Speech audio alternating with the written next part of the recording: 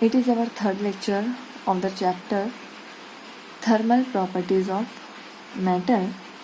Actually, in last lecture we have seen about the thermal expansions and the types of thermal expansion. So basically there are three types which we have already studied. So today in this lecture we have to find out the relation between coefficients of expansion. Basically we have three types of coefficient of expansions, that is coefficient of linear expansion, that is alpha, coefficient of areal expansion, that is beta, and third one is coefficient of volume expansion, that is gamma.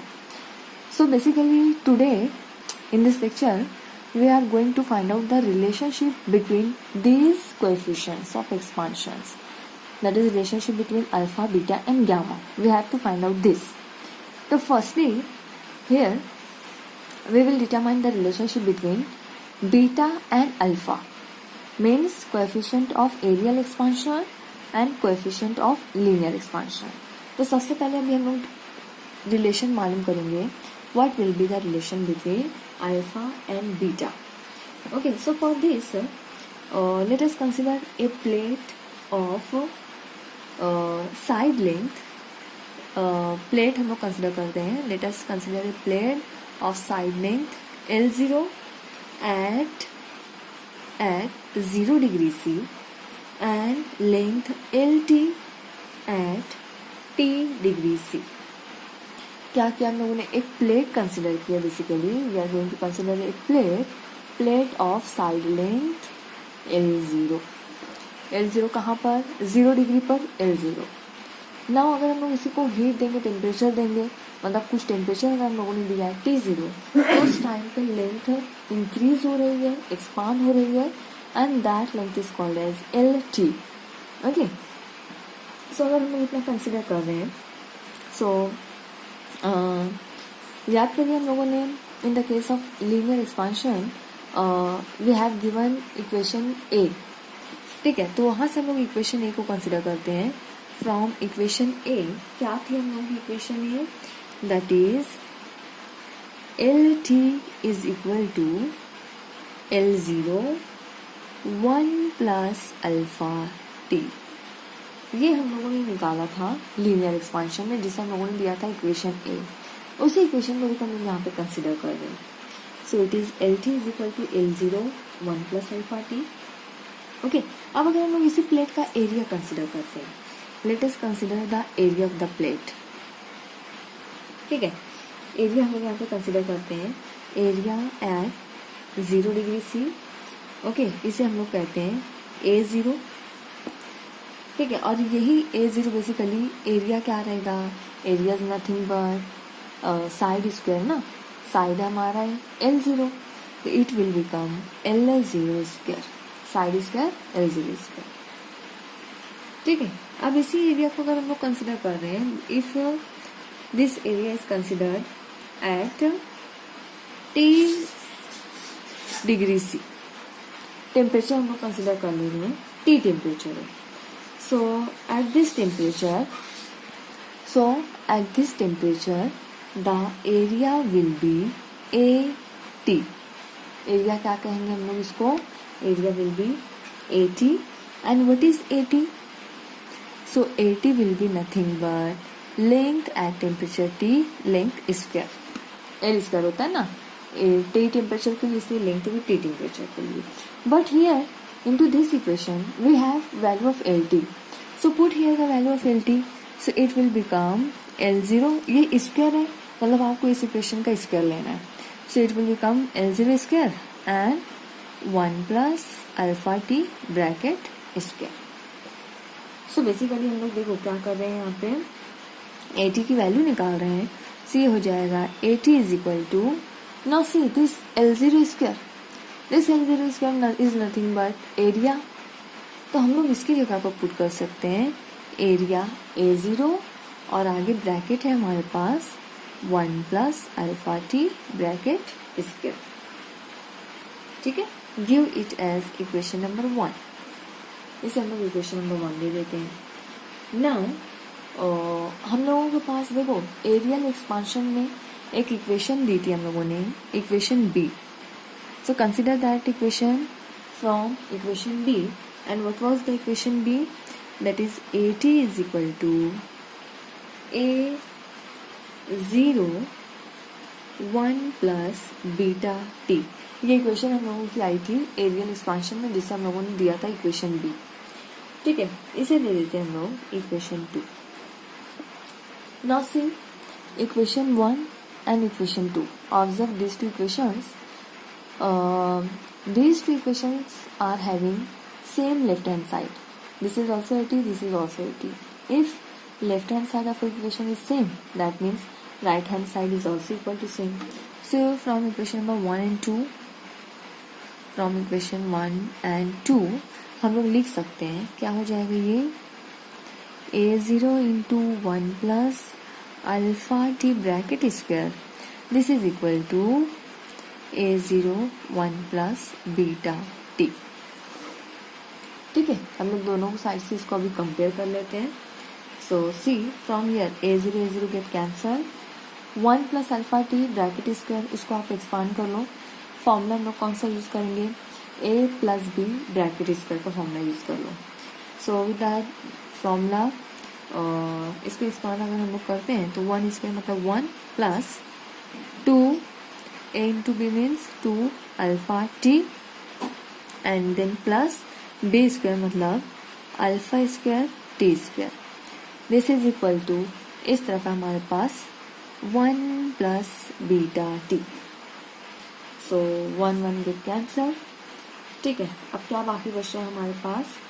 Term जो बाकी है that is 2 alpha T plus alpha square T square is equal to beta T. Okay, now see here from this term alpha square T square, since the value of alpha is very small. ठीक है, alpha हम लोगों का जो रहेगा that is very small.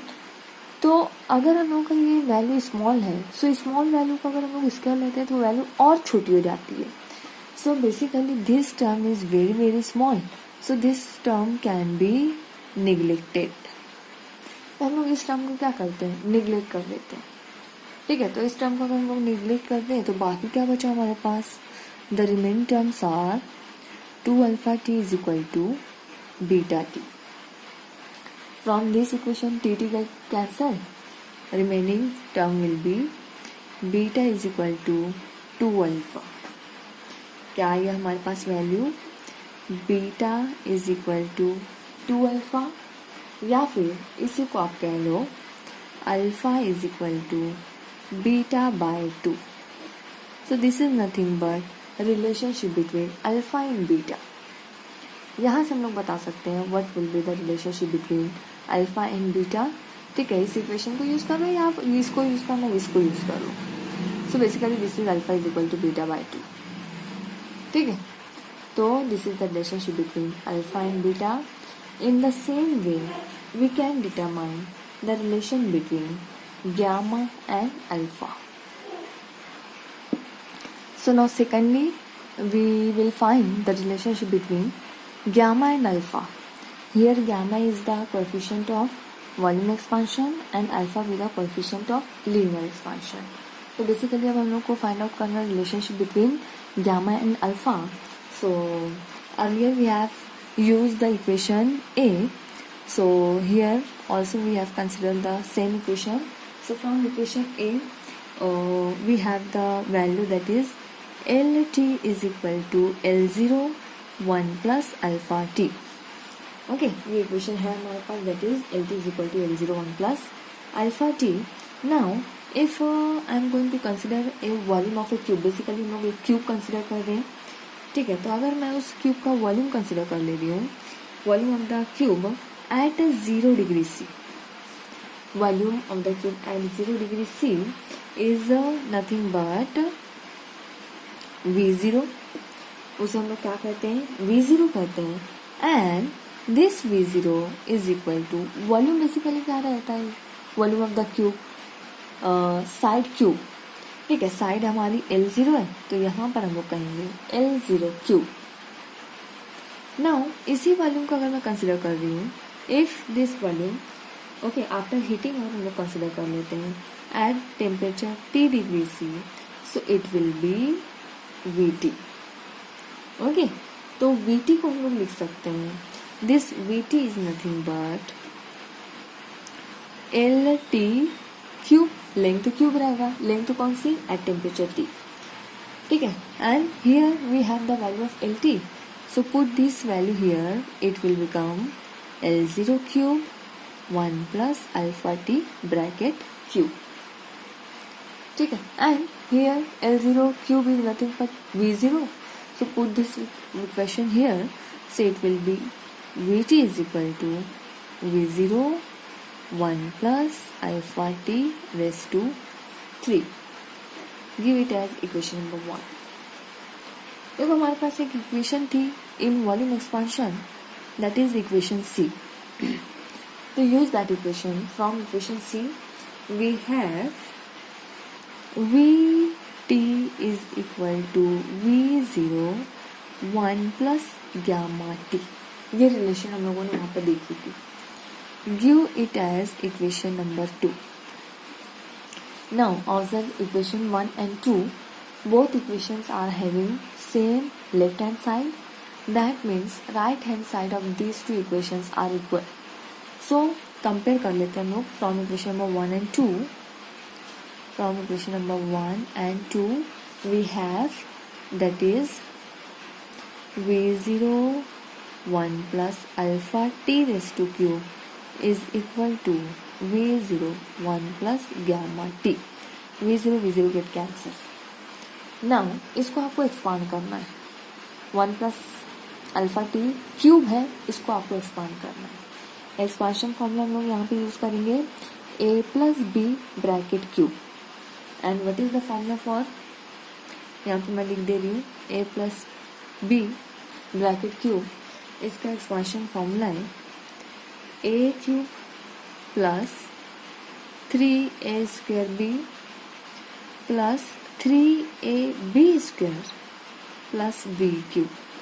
This is the expansion formula of a plus B bracket cube. इस फॉर्मूले को हम लोग यहाँ पे यूज करके इसका एक्सपांशन लिखते हैं. तो अकॉर्डिंग टू दिस फॉर्मूला जब हम लोग इस पर एक्सपांड करेंगे तो we will get a cube means 1 cube that is 1 plus 3a square मतलब आपकी ये टर्म रहेगी, b मतलब अल्फा टी प्लस 3 यहाँ पे हम लोग क्या लेंगे,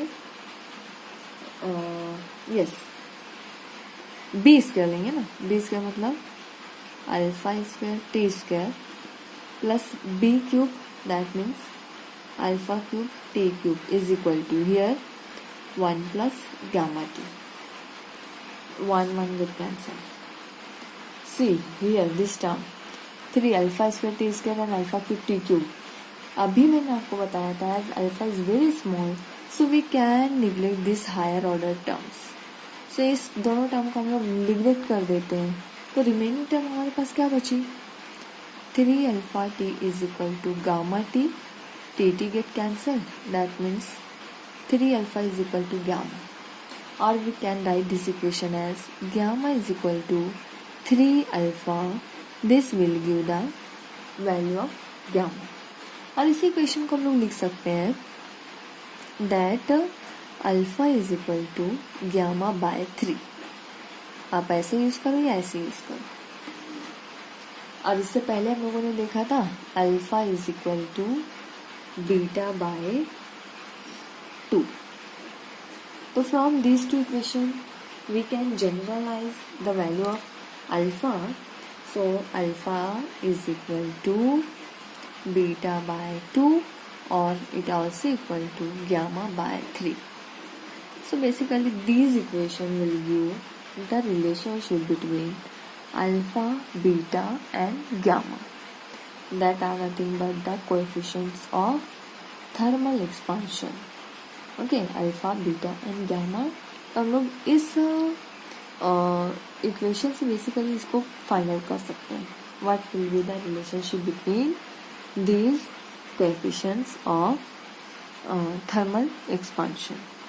Okay, so this is something about the topic, that is thermal expansion.